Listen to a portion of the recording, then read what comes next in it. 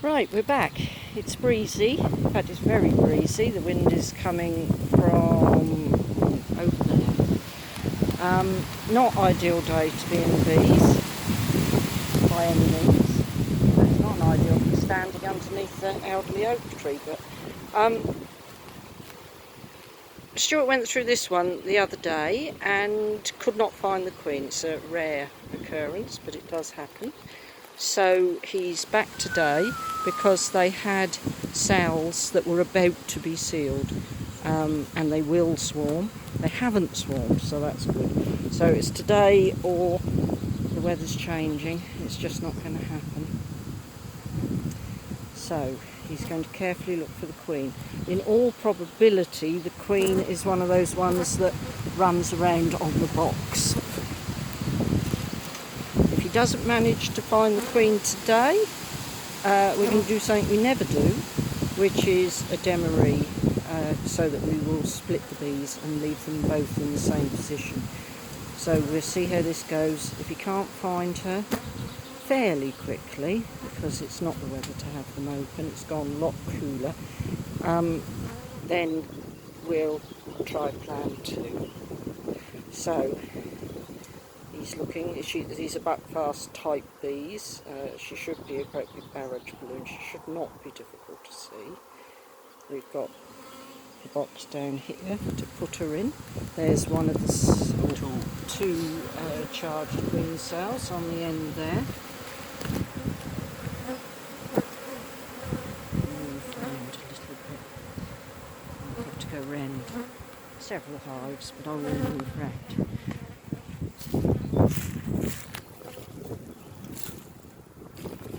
That's a better view for you.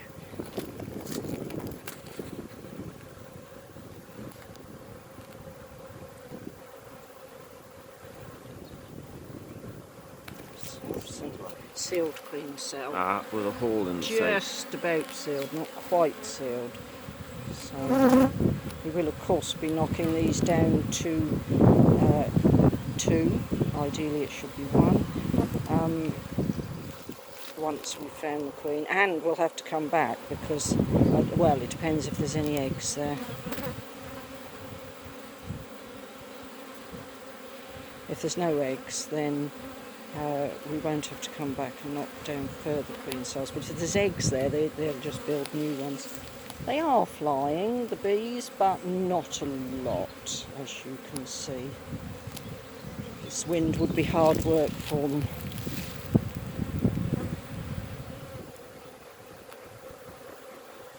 I assume if there is a strong wind like this, it probably reduces the distance they can go, because it's just no different from the aeroplanes going across to America. Depends if they've got the trade wind with them or not.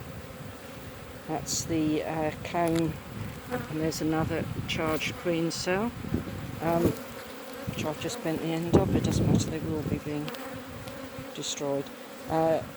That's the one that we would use for drone.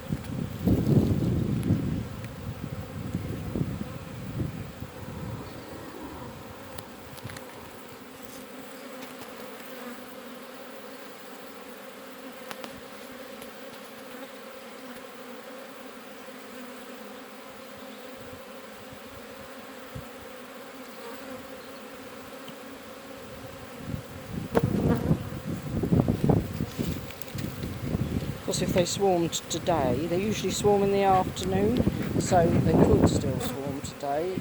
If they swarm today, with the Arctic blast coming in, there's every chance they would die, because they hang around in a tree, hanging from a branch, or even on the floor if it's an older queen, and they wouldn't survive getting that chilled. So it's definitely going to be the best thing if we can find the queen.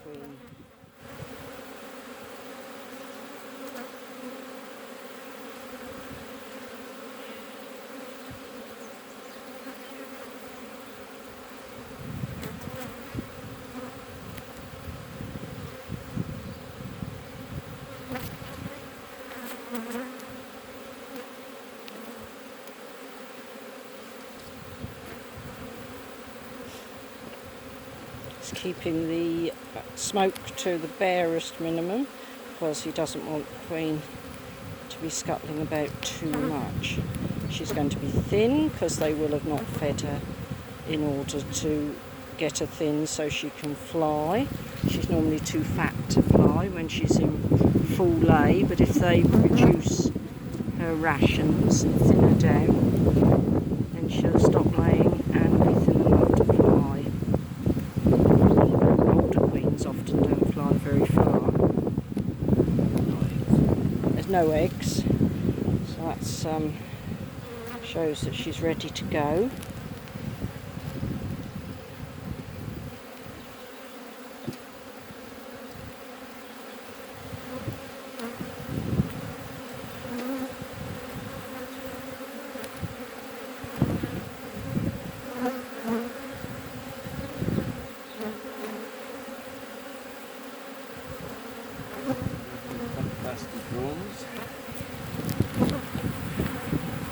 Not that many drones in there at the moment. When there's virgin queens or when there's cells about to emerge, sometimes you open the colony and it looks as if you've just got a hive of drones. They're everywhere because the queens don't mate with their own siblings, so that they come in from all around in the hope of following the queen when she goes out. The queen, they say, these people who know about these things, they say that they can fly up to 10 miles away to mate. They have leks where the drone congregation areas. So if we look at these, we might see some that don't look as if they belong in this hive. They'll be darker probably, less buckfasty looking. At the moment they all look pretty buckfasty in here.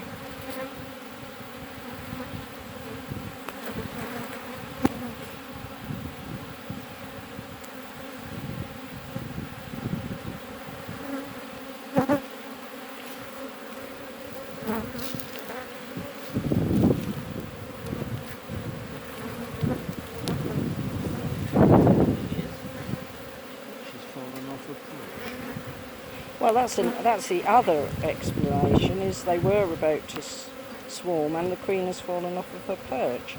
But we can't make that assumption. It's a big healthy colony, why would they fall off the perch? But she could have done.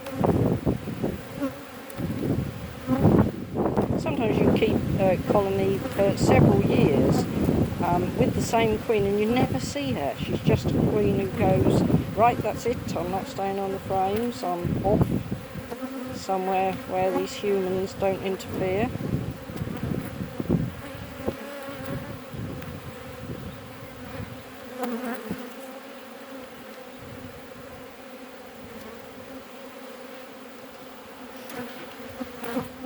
Stuart's new veil on his new bee suit is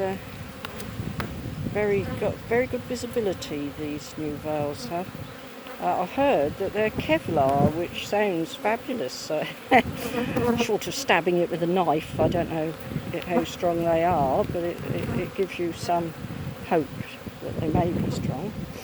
Right, so he's been through back to front, now he's going to go through front to back and have the last chance to see. I'll keep filming, it's going to make a very long video for you, but this is what you have to do. It's a very efficient method of controlled swarming. You can't stop them from swarming. It's no good just destroying queen cells and crossing your fingers. It doesn't work. All you're doing is postponing, and there's a limit to how often you can postpone. At some point you will miss a cell, or the weather will be against you and you won't get back as soon as you expected to, and they'll do a few emergency cells.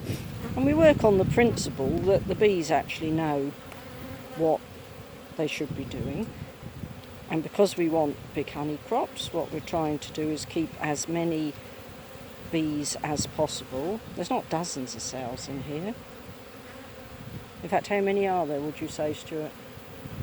5. About 5. But they are on the bottom.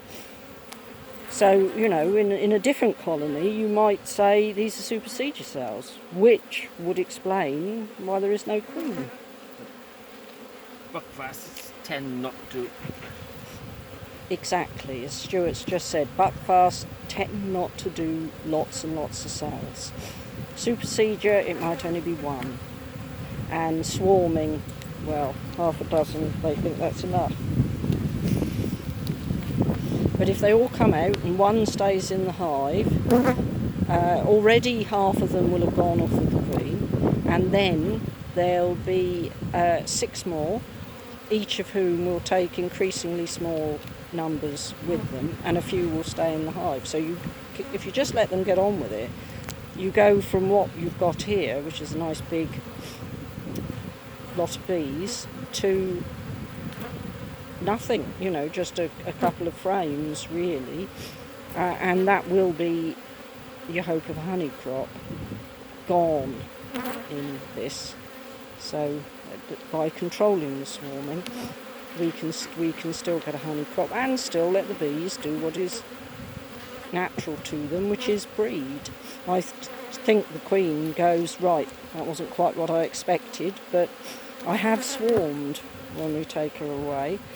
She hasn't got any of the dangers of hanging about in a tree looking for somewhere else to live, and often not finding it or finding somewhere inappropriate. So it works well for us, works well for the bees.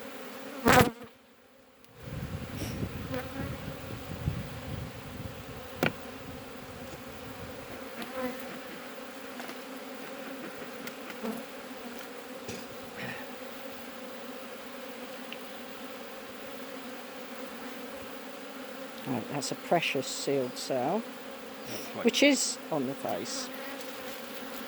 Not quite sealed. Not quite sealed, no. Sorry, that's what you said, wasn't it?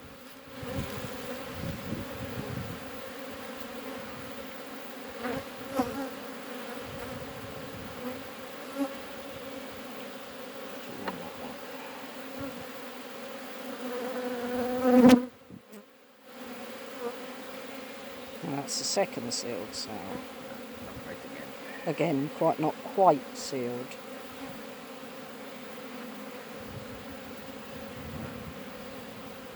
Oh, that was it. Did I see her movement? I just saw on Stuart.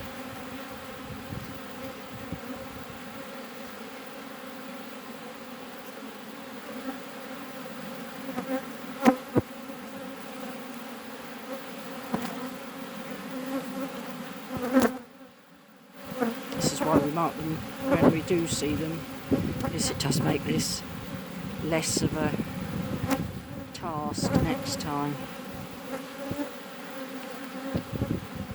It's nothing like an orange blob this year. So we're using orange, not the standard colours, but Stuart's colourblind and can't see orange.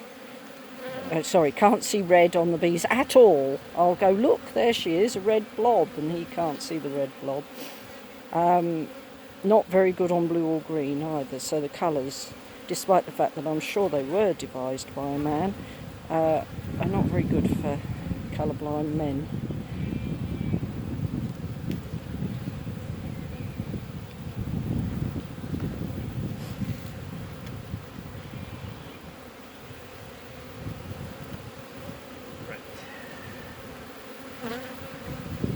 Right, and there's another not yet sealed. Oh, 2 others not yet sealed. It's an odd thing, the way that they have their young. I don't think I'll be able to peer inside because this camera is very, very poor. But you may be able to see that the pool of bee food is at the top, which you think would fall out. It's a bit like a jelly.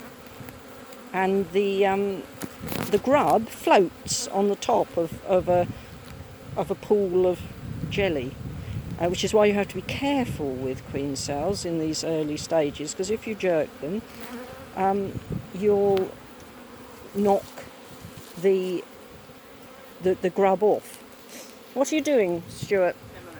Right, so Stuart's going to do a demaree, which we'd never do. So I'm going to turn this off and I'll do a second video because this is long enough now.